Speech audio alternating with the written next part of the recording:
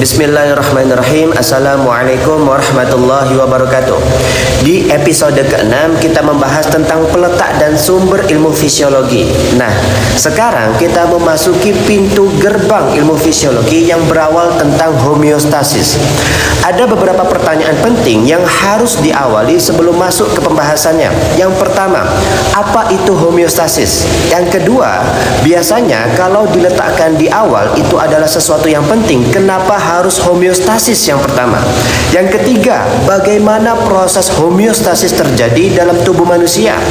Yang keempat, apa contoh peristiwa homeostasis di dalam tubuh manusia? Yang kelima, mengapa homeostasis penting bagi tubuh manusia? Yang keenam, bagaimana hipotalamus berperan dalam menjaga homeostasis atau suhu tubuh? Yang ketujuh, apa yang terjadi jika homeostasis tidak dapat dipertahankan? Oke.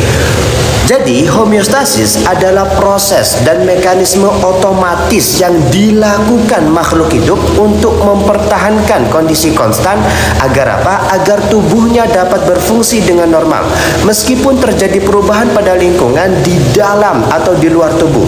Kondisi konstan ini meliputi berbagai variabel seperti suhu tubuh dan keseimbangan cairan tubuh yang dijaga dalam batas yang telah ditentukan yang disebut rentang homeostasis. Jadi homeostasis merupakan konsep dasar fisiologi tubuh yang berperan dalam menjaga stabilitas internal serta tanggapan adaptif di dalam tubuh. Homeostasis sangat penting karena sel dan jaringan tubuh hanya dapat tetap hidup dan berfungsi secara efisien jika kondisi internalnya dipertahankan dengan baik. Semua sistem organ saling bergantung untuk mempertahankan homeostasis dan perubahan dalam satu sistem dapat memengaruhi sistem tubuh lainnya. Kemudian untuk bagian mekanisme homeostasis itu melibatkan kontrol lokal atau respon parakrin dan autokrin serta kontrol refleks yang melibatkan sistem saraf dan endokrin.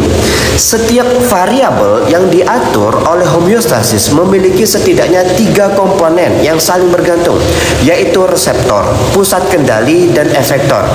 Untuk yang pertama, yang reseptor komponen penginderaan yang memantau dan merespons perubahan lingkungan baik eksternal maupun internal. Contohnya termasuk reseptor suhu dan reseptor mekanik. Kemudian untuk pusat kontrol misalnya pusat pernafasan dan sistem renin-angiotensin. Dan untuk efektor, target yang ditindaklanjuti sehingga perubahan dikembalikan ke keadaan normal. Untuk contoh homeostasis, contoh variabel lainnya yang diatur oleh homeostasis yaitu pH cairan ekstraseluler, konsentrasi ion natrium, kalium, dan kalsium, serta kadar gula darah. Hal-hal ini perlu dijaga meskipun lingkungan, diet, dan aktivitas tubuh terus berubah. Dengan demikian, homeostasis adalah proses penting yang memungkinkan tubuh untuk mempertahankan kondisi konstan dan berfungsi dengan normal meskipun terjadi perubahan pada lingkungan di dalam atau di luar tubuh manusia. Nah, di pertanyaan tadi, apa yang terjadi jika homeostasis tidak dapat dipertahankan? Jika homeostasis tidak dapat dipertahankan, maka tubuh manusia akan mengalami berbagai gangguan yang dapat berakibat serius. Homeostasis adalah proses otomatis yang dilakukan oleh sistem tubuh untuk mempertahankan keadaan atau keseimbangan internal dalam menghadapi perubahan lingkungan. Jika mekanisme ini gagal, maka perubahan lingkungan internal tidak dapat diatasi dan sel-sel di sekitarnya akan mengalami kerusakan. Ada beberapa akibat jika homeostasis dalam tubuh manusia itu terganggu. Yang pertama, kerusakan sel. Jika lingkungan sel terus terganggu tanpa teratasi, maka dapat mengakibatkan terjadinya kerusakan sel. Jika terjadi kerusakan sel, maka dapat terjadi gangguan pada tingkat struktur organisasi yang lebih tinggi. Kemudian yang kedua, ada gangguan fisiologis. Fungsi yang menurun dapat mengakibatkan kontrol homeostasis berlanjut tetapi tidak adekuat atau memadai. Atau kerusakan mekanisme umpan balik yang memungkinkan terjadinya gangguan fisiologis lainnya. Kemudian yang ketiga, jika homeostasis tidak dikembalikan, maka ketidakseimbangan keseimbangan dapat menyebabkan penyakit atau bahkan kematian. Kemudian yang keempat, kerusakan sistem tubuh. Jika homeostasis terganggu, maka kesehatan tubuh akan dalam kondisi bahaya. Hal ini dapat berakibat pada kerusakan sistem tubuh lainnya seperti sistem saraf, endokrin, dan sistem tubuh lainnya.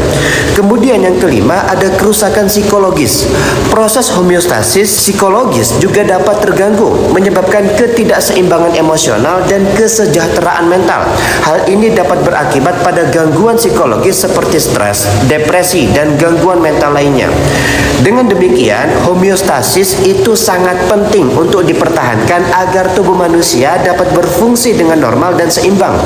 Jika homeostasis terganggu, maka dapat berakibat pada berbagai gangguan yang dapat berakibat serius.